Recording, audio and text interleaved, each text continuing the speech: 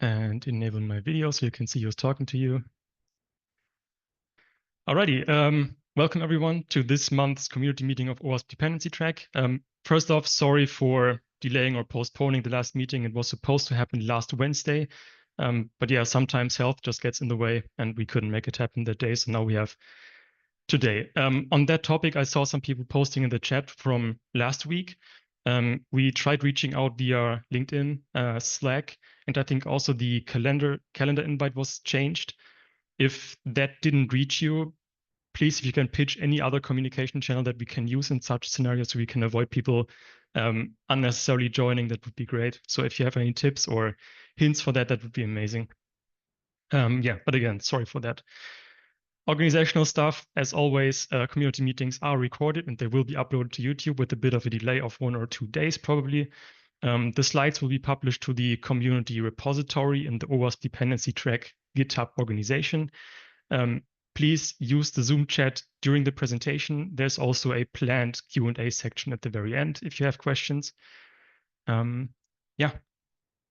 And then I think we say this all the time, but we really want guest presentations. So if you want to brag about a cool DT-related setup that you've built, or you want to vent about something that needs improvement in Dependency Track, or you want to get input on some design that involves Dependency Track, or you want to propose changes, right? Something is not working as you expected, you have better ideas, and you want to pitch them to the maintainers and the community, this would be a great opportunity for you to do so. So we would love to host you. Again, whatever you have to present, we would love to have you here. So if you want to present something or know someone who could want to present something, please just reach out to us. We would be very happy to host you. We also think guest presentations are the most interesting presentations we can have here. And personally, we learn the most when you guys tell us what is broken, what needs improvement, etc. So those are really good learning opportunities for everyone, I guess. Sadly, there will be no reward, so we cannot offer monetary rewards sadly for presentations. For today, a few brief words about upcoming releases. Then there will be a small crash course about access control. Where does this come from? In the last community meeting in May, we talked about the upcoming version 5 of Dependency Track, and there were some access control related changes. So we thought presenting how access control works to begin with in Dependency Track would be useful to have. If you have other ideas about what we can present, what you want to know about, if you want more in-depth technical stuff, just let us know. We're happy to put something together here. But for today, crash course access control, which involves authentication, which involves user management, API keys, authorization, portfolio access control, then the known gaps and limitations of the solution we currently have, and at the very end, again, an open Q&A section. First, for the upcoming releases, there will be a version 4.13.3 release. It is to be released over the next few days. We already have accumulated a few bug fixes that will be in this. At the moment, it looks like it will be about 10 bug fixes until then, since the version 0.13.2 release. For the upcoming version 4.14 release, we have no planned date yet. And the most important news, I guess, is this is expected to be the last minor release of the version 4 branch, because we really want to move over to version 5, so we don't have to maintain 2 major versions anymore, right? It's quite the overhead at the moment. And this is also why activity has slowed down a bit on the version 4 development, I guess, because we are just focused very much on the next upcoming major version. And again, I mentioned this before, last community meeting, we gave a glimpse of what is currently happening in the version 5 development. If you're interested in that, please refer back to that. Again, all those recordings and the slides are available in the community repository that I mentioned before. That being said, there's one change that might help many of you, and that is a new container image variant that will come with the upcoming version 4.14 release. So at the moment, the base image, or how do I say it? The application image that we distribute for the API server is based on Debian. Debian is quite heavy, if I may say so. And now we have built a separate variation of that image, of the API server image and the bundled image also, which is based on Alpine. And we also use a technique to build a Java runtime environment that is custom built for Dependency Track, so it doesn't have to ship all the Java libraries that we don't use. But essentially, we were able to cut down the image size by 200 megabytes. You can see it on the right here in the comparison. There are significantly fewer operating system packages here. So if you use scanners like Trivy, Gripe, or whatever, and you have like policies internally in your company that prevent you from deploying stuff that has too many operating system vulnerabilities, that should help a great deal with it. These images are published in addition to the existing ones. So you don't have to migrate, but you are strongly recommended to do so, because the Debian-based image will be discontinued for version 5. We already don't have a Debian-based image anymore for that version.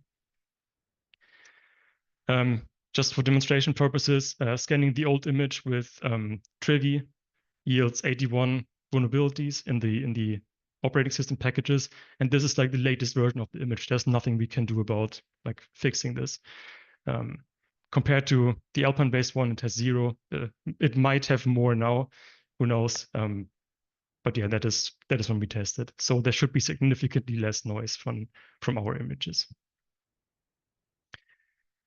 Moving on to crash course access control. Starting out with authentication. There are some very basic concepts here in Dependency Track. You have users, which are actual humans interacting with the application. There are multiple ways to manage users. I will go over them in a few moments. You then have teams, which are logical groups of users. You have bearer tokens, which are JWTs that are issued to users upon successful authentication. But these are mainly or mostly hidden from you if you're a normal user, right? You just click the login button and the front end handles everything for you, sends the JWT for every request it does to the backend. We also have API keys, which are credentials to authenticate on behalf of a team. More on that later. As for the ways you have to manage users, there are managed users. It is a very basic user management functionality. You can see here, I have selected a user called Fred with the email fred@example.com. This is all manually entered. You can request users to change their password the next time they log in, which is important. So you as the administrator don't see or don't know their actual password. You can suspend users, basically lock them out. But again, it's very basic. There's no multi-factor authentication. There's no password policies. It's very bare bones. So then users are expected to log in via username and password. There's a login form when you open the Dependency Track front end. So it's the most basic way to authenticate with DT. When would you use this? First, you're just fooling around. You're just testing. You're just trying things out. You're kicking the tires. This is fine for that use case. Or you have a very small, very stable user base. For example, you only run Dependency Track for your team. You upload bombs from your organization there, and only your team members have to have access to this. So let's say under 25 users maybe, or under 50. Above that, this gets very convoluted and very tricky to manage. Another use case could be you want very precise control over who can access the system, because you have to manually create users, right? Not everyone can log in. And you don't have a central user management solution available in your organization, or you are not willing to set one up just for Dependency Track. The second one would be OpenID Connect. It works with most popular identity providers. We have examples for, I think, GitLab, Google, Microsoft, Entra, Accenture. I'm not sure what the current name of Microsoft's solution is. Keycloak is a good solution. So basically everything that supports OpenID Connect these days should work with Dependency Track. If it does not, that would be, I guess, a bug from our perspective. If you encounter something like that, just let us know. This works by synchronizing information from the identity provider whenever a user logs in.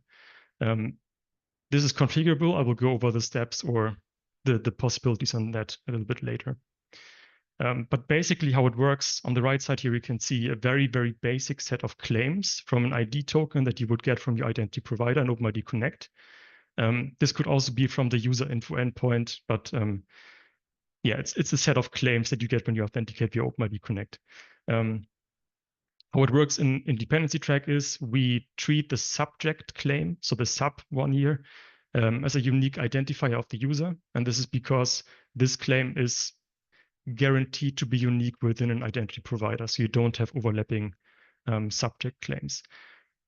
One thing to note is this claim is mostly gibberish in most identity providers. For example, I think in Keycloak, it's just a UUID or something.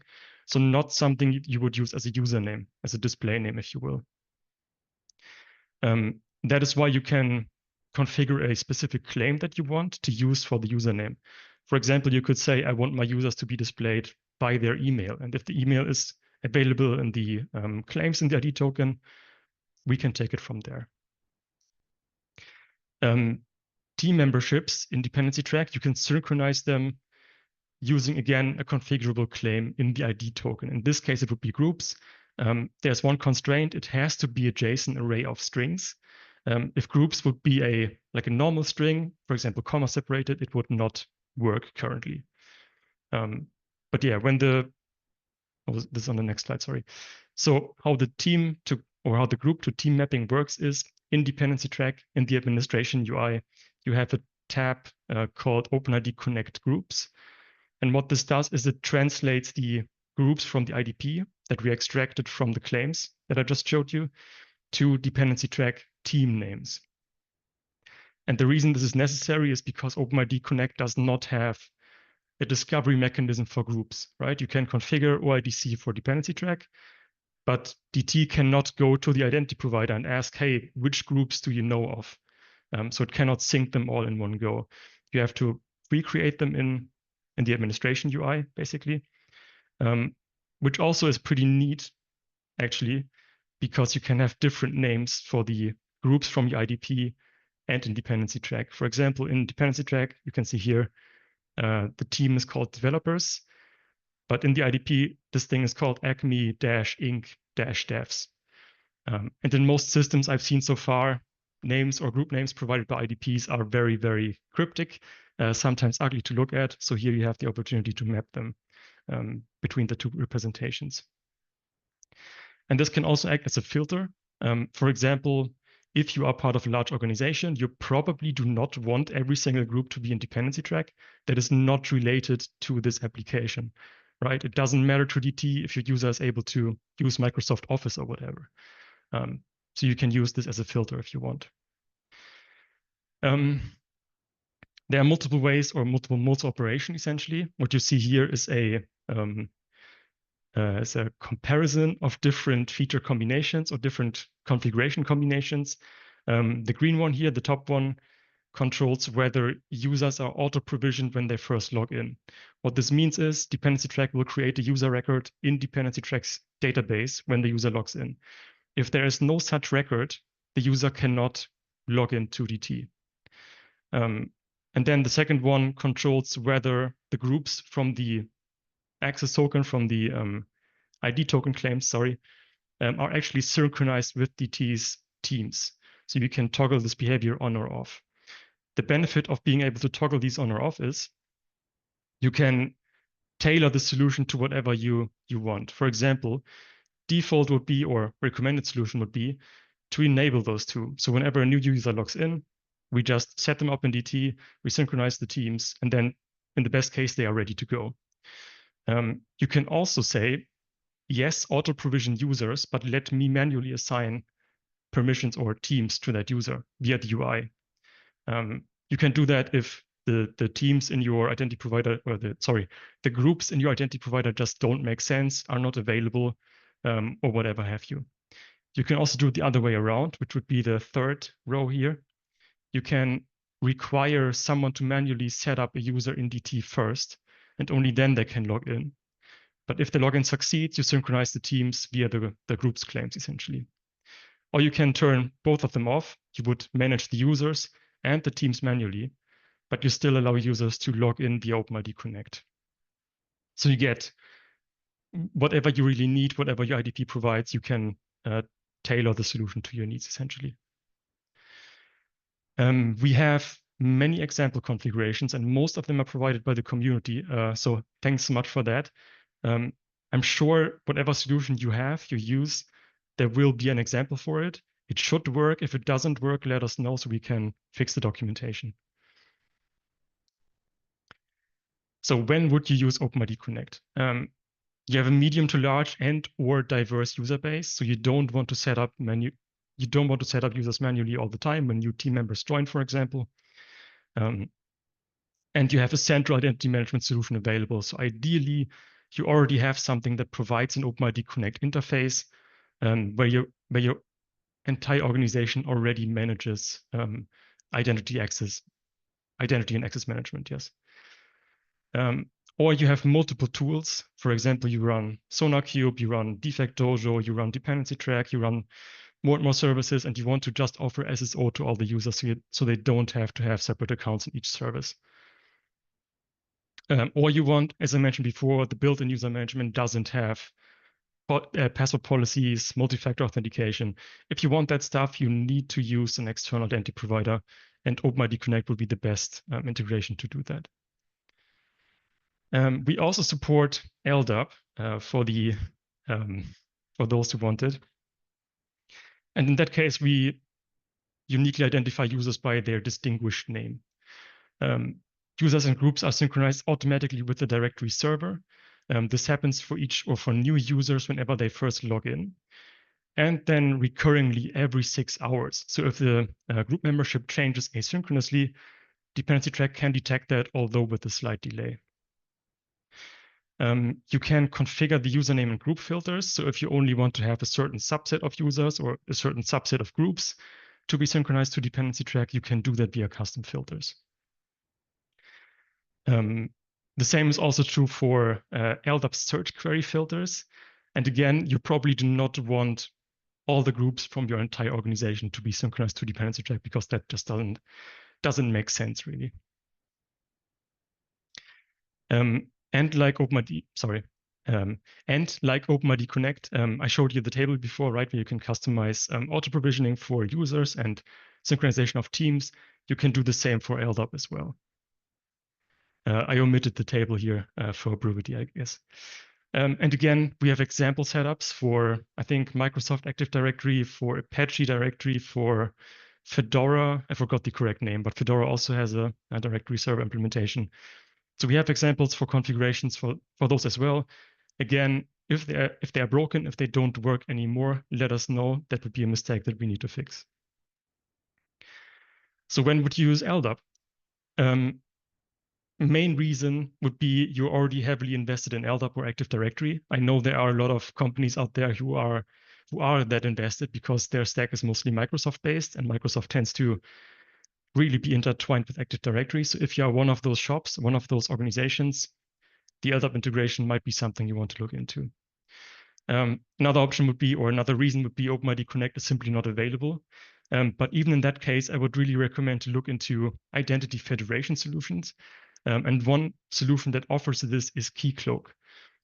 So you can basically plug in your LDAP, your internal LDAP solution, and then have applications still be authenticated or use authentication via OpenID Connect. So you can bridge the two systems, or you can even set up the federation to federate to another OpenID Connect provider if you want. For example, GitHub, Google, whatever have you. Keycloak is really, really good for this in my own experience. General user management recommendations. First, commit to using one management method, only one. And really, we should use OpenID Connect, as I mentioned. Having identity access management scattered around multiple services is a pain to do. Just don't do it. And as far as we know, OpenID Connect is most widely adopted in the community. So among you, I hope most are using OpenID Connect already. So the chance of bugs being reported and fixed is a little bit higher there than for LDAP. That is subjective. We don't have numbers how many users are using OpenID Connect or LDAP at the moment. Recommendation would also be to enable auto provisioning for users, as I mentioned, and team synchronization. So setting the both options that I showed before in the table to true. That is the most hands-off solution. There would be some initial setup overhead because you have to set up the groups in the UI as I showed. But after that, it's pretty hands-off and yeah, pretty lightweight on your workload, I guess. And then you should keep the managed admin user around. So per default, Dependency Track will set up an admin user for you. You should log in once with that user. The default credentials are admin and admin. You will be forced to choose a new password if you log in for the first time. And our recommendation is do that, assign a very strong password, lock the password away somewhere safe, because then you still have an emergency access if for whatever reason the IDP is down, the integration breaks, or whatever else, network partition.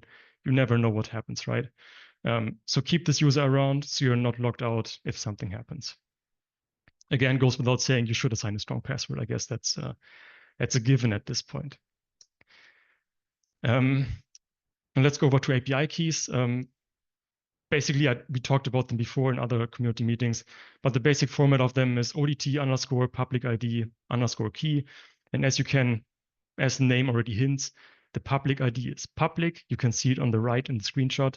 It is shown in the UI. It is shown in the logs, so you can identify which key did what. So if authentication fails, you can see for which key it failed, for example. API keys are currently created at the team level, not at the user level, and they inherit the permissions of the team. You can see here, this specific team has the BOM upload, project creation upload, and view portfolio permissions. If you authenticate via the API key, you will have those permissions. You can use comments to describe what the key is for or who is using that key. And we track the most recent usage of the key, which is seen here. How would you use it? Pretty simple. There's an x-API-key header that you can use in the API. Just provide the API key and you're ready to go. Yeah, highlight here. What I did here is basically I called a REST API endpoint that tells me what team I am with that API key, including the permissions that I have. It's a good way to test if the authentication works. So when would you use the API key? Any automation use case, really, which includes, of course, CI/CD pipelines, third-party integrations, custom scripts if you have them. Yeah, jumping to recommendations, create dedicated teams for automation use cases. Don't reuse the same teams that you put your users in, if you can. Assign a comment so you know what the key is used for and or who uses it.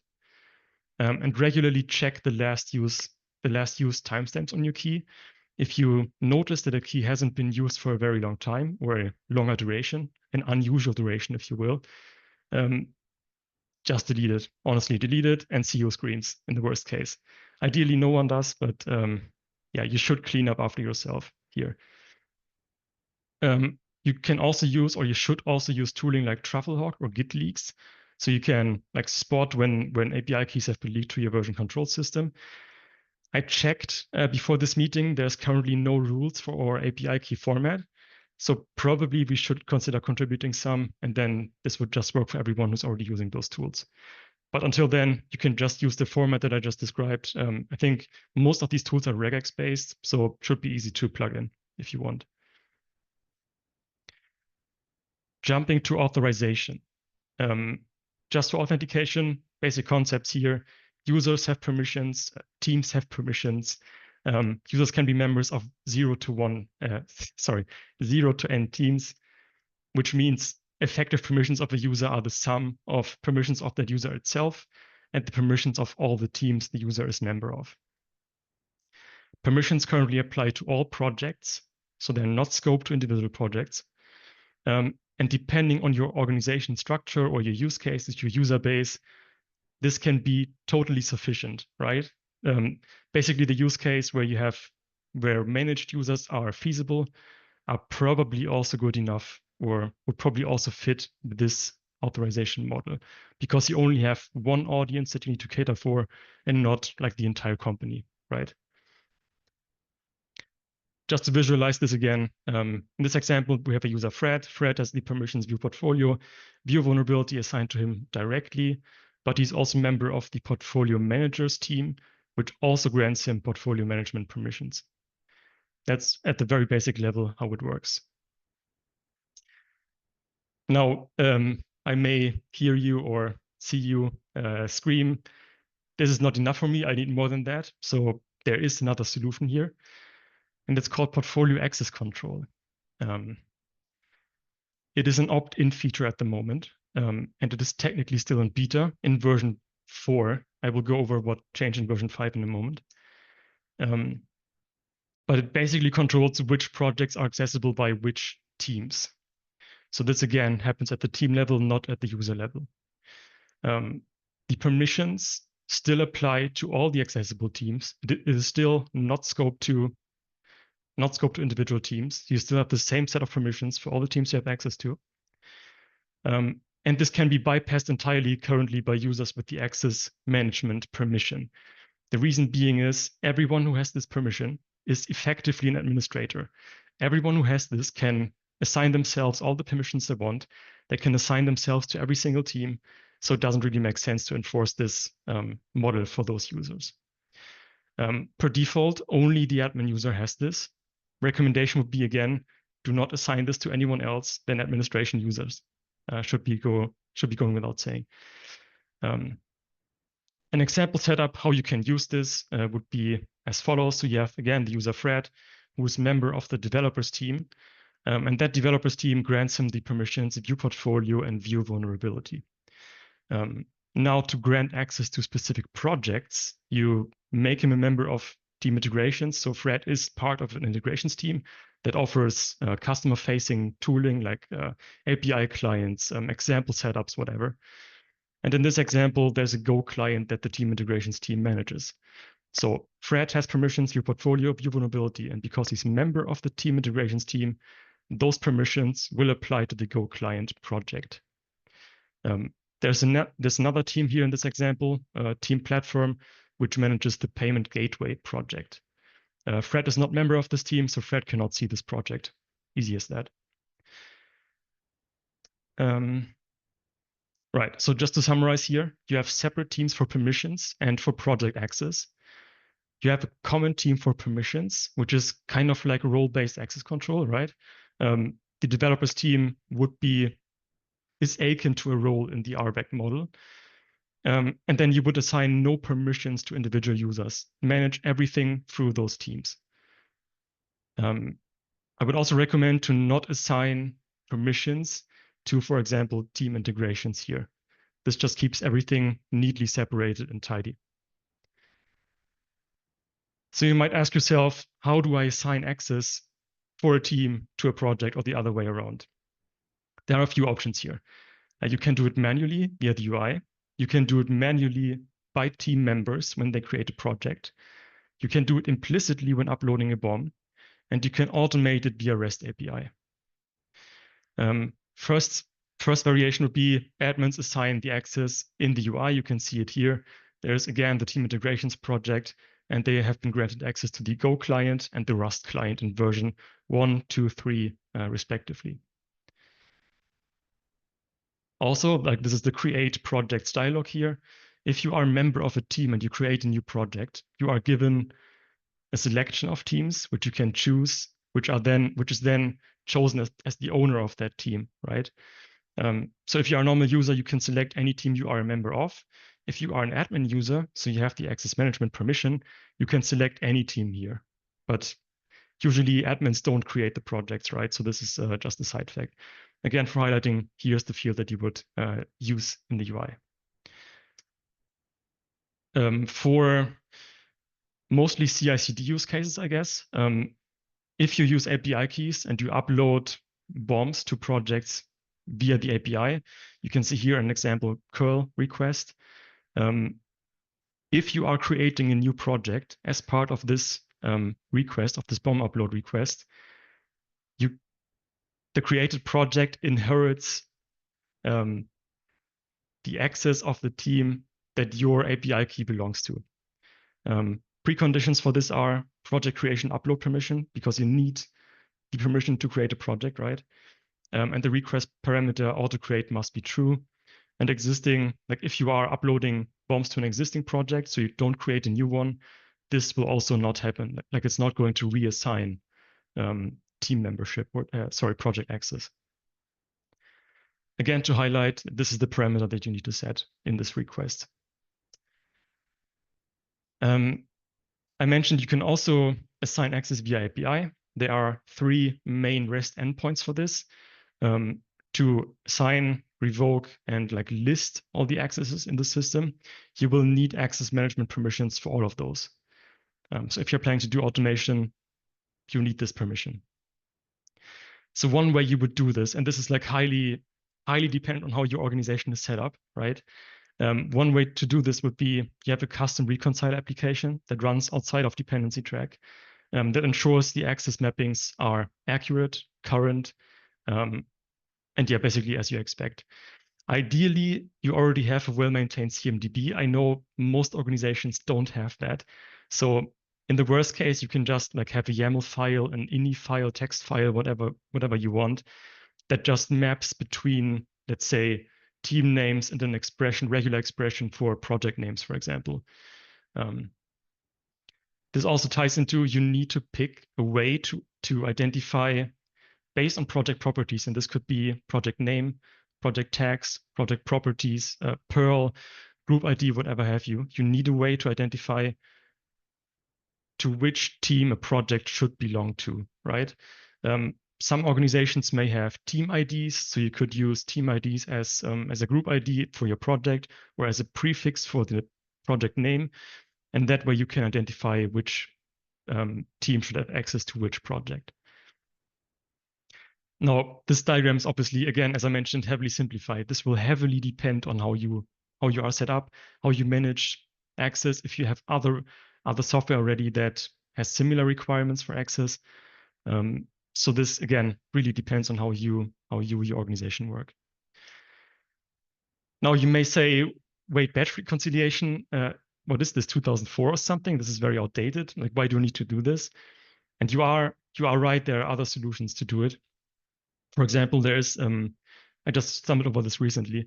There's a community maintained Terraform provider that you can use. So you can even use infrastructure as code, if you will, to manage this. And I think in Terraform, you even have some limited form of scripting you can do. You can probably do some sort of pattern matching there as well. Keep this all tidy in a GitHub repository and then apply whenever you make changes. There's also another component here where even if you have this reconciliation job, or even if you have Terraform, you still have this problem that new projects might be created and they might have the wrong permission at first. Both the reconciliation and Terraform kind of depend on the projects already existing, because you cannot assign access without the project existing first. So what you can do instead, either as the only solution or additional solution, is you listen for project create notifications, which Dependency Track issues whenever a new project is created. And this again should give you enough information to determine which team should have access to this specific project. And you can then, in almost real time, probably near time, probably slower, depending on what technology you use, you can then assign the permission accordingly. Yeah, one more word. So one of the reasons why this is still kind of external to Dependency Track is because this is, again, heavily dependent on how your organization is structured. We would love to somehow make this more batteries included. If you have any ideas, please like pitch them to us. We're happy to implement them if they make sense. But from what we have seen so far, organizations are just too different. And if we try to like apply one model, it may work for some, it will not work for many others.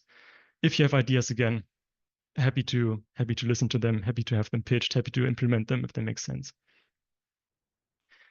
So when would you use portfolio access control, right? First, you are a large organization with heavily siloed teams, or you want to have third parties access your Dependency Track instance, and you don't want them to see all the projects that you have, right? You don't want them to see all the mess that you've made. I didn't say that. Or you want to encourage the autonomy of teams more. So you want teams to triage their own findings. You want to give them edit permissions for both the project itself and maybe also the findings, so they can work autonomously, as evident. But of course, you don't want them to edit stuff that they don't own, right? You don't want Fred to go to the platform team and modify the platform team's project, even though like he shouldn't be able to do that, right? So again, you would use this if you want to enforce the principle of least privilege. Sorry. So gaps and limitations of all the things that I just mentioned before, they are not perfect, of course. For the authentication, you may have noticed you can currently only create API keys for teams, which is counterproductive or counterintuitive to some, because like if you see something in the logs say, hey, this public ID of the API key has performed an action that it shouldn't have, or it tried to log in too many times, it tried to delete projects, whatever. You cannot really pinpoint which actor performed that action, right? Because the team's very generic. If you have 50 users in that team, good luck trying to find out who did it, right? So from that perspective, having API keys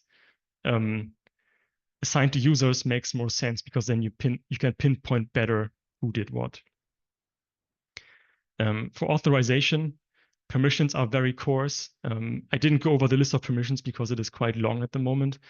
But essentially, version 4 of Dependency Track does not properly differentiate between read permissions, write permissions, update permissions, delete permissions, maybe.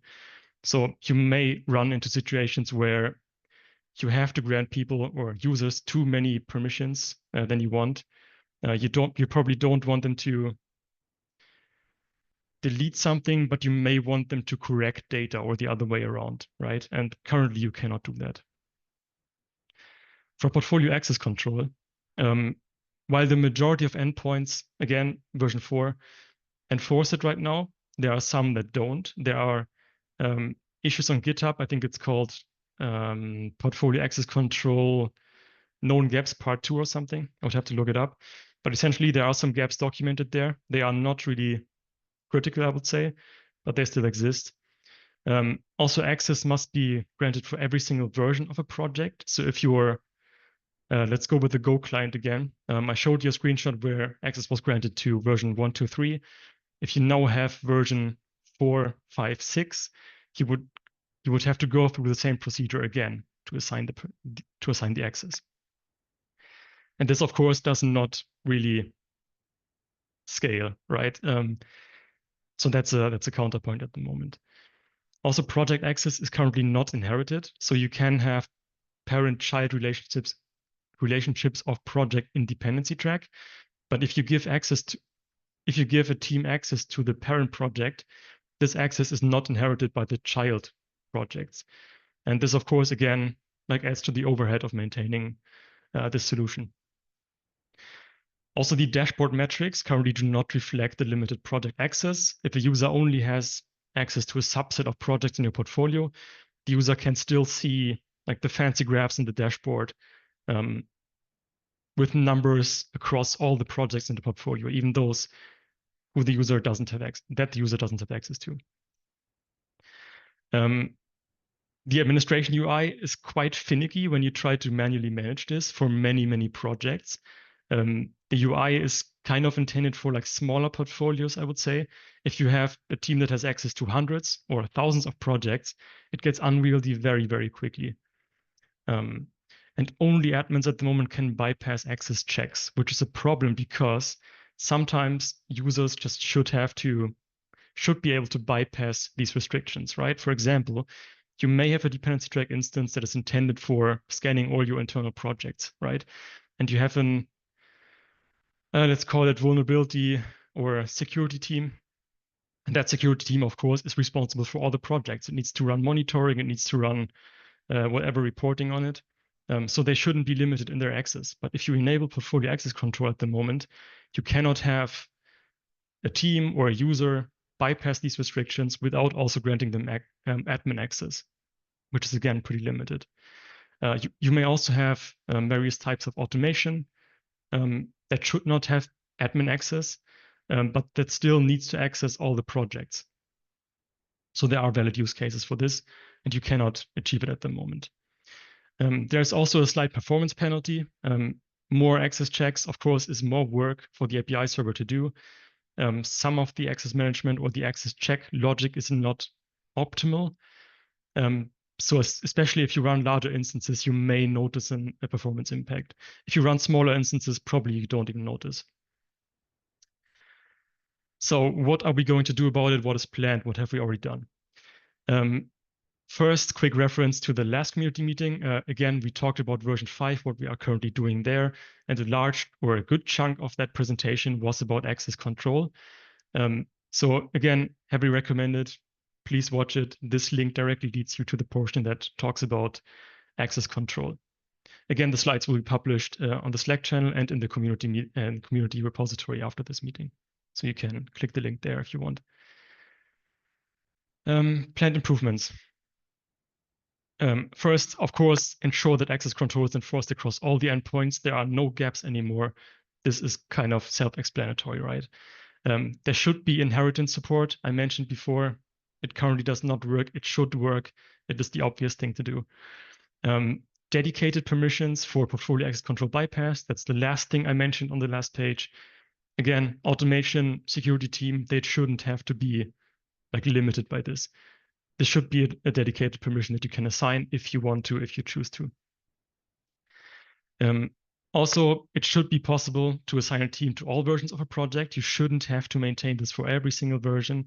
It just gets too much overhead. Also, more fine-grained permissions. Basic example, again, separate read from write, separate update from delete, essentially, or ideally, more fine-grained permissions. You also want, or there are cases where you want to assign different sets of permissions for different projects. Again, going back to the example with Fred, who's part of the integrations team, who has, in an effort to make his team more autonomous, who has permissions to update findings, update the analysis of the finding. But he probably could also have access to Team Platforms project, right? So the platform payment gateway, I think it was called. But he shouldn't have the same permissions there. Probably only read permissions, if at all. So these kind of scenarios should be possible, and it's only possible if we allow assigning permissions dedicated to specific projects. And ideally, again, all the versions of that project, not just one. And I mentioned this before as well, API keys for users. I will not go over this again, but again, it's kind of an obvious thing to do. Team level API keys work, but they're not ideal, and yeah, natural thing to do. Some of this will happen post version 5 release. We already implemented many of these things, but we just want to get version 5 out there, right? And not everything will involve breaking changes that we need to account for. So some of this might come after version 5 is released. But for completeness, we fixed the gaps in the endpoints already for version 5. Inheritance support is already implemented. There is now dedicated permission for access control bypassing. We have more fine-grained permissions. And what we are currently working on with a lot of help from contributors, I hope they can or they want to present what they are building eventually. Otherwise, we will just do it. There's a lot of work going on with being able to assign permissions to separate or to individual projects, which is really, really cool. Yeah, and that's it. Do you have any questions, any feedback, I guess, any critique? Let's see.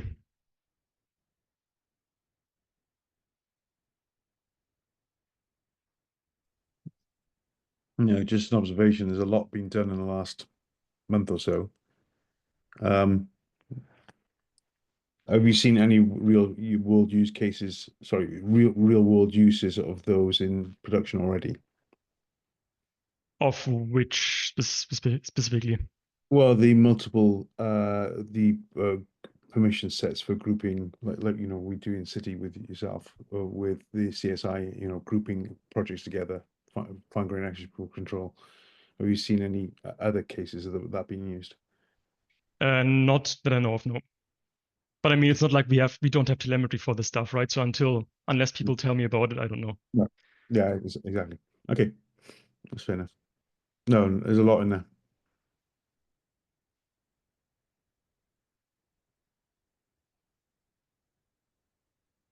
Alrighty, anyone else? Otherwise, I think we're good to.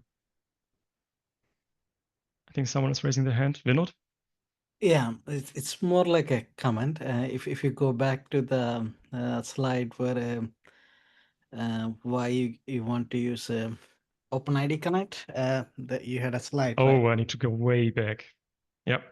I Bear would with add me. more reason. So full disclosure, I'm an OpenID fanboy, so I'm a bit biased towards OpenID. So personally, I wouldn't use LDAP if you have OpenID available, and especially if you're planning to enable SSO for your users, OpenID is the right choice.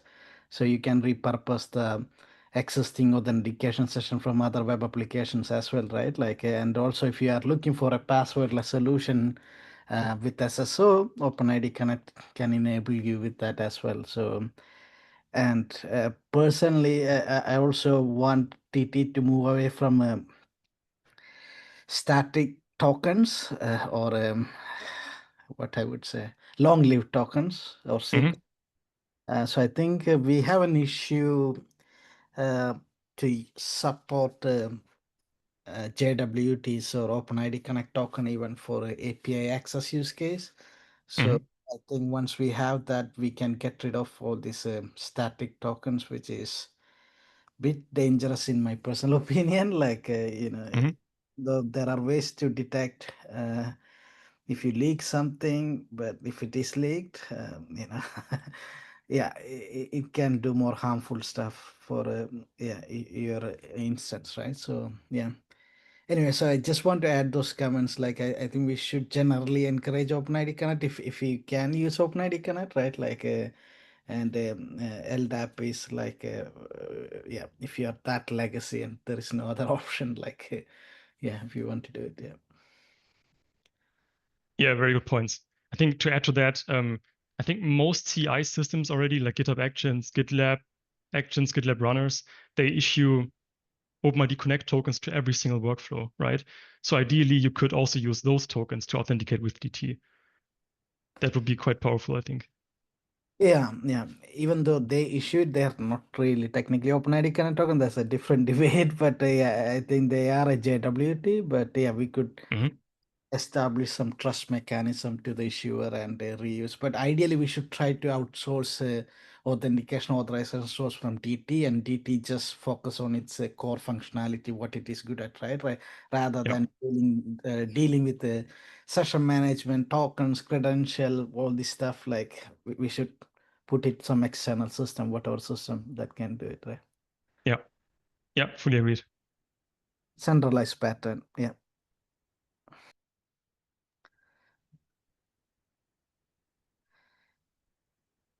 Do we have anyone else? 3, 2, 1. Sold. Alrighty, then thanks everyone for joining. Hope to see you next time. Hopefully that time we don't have to postpone. Yeah, see you then. Recording will be uploaded soon. Thanks all. Thank you.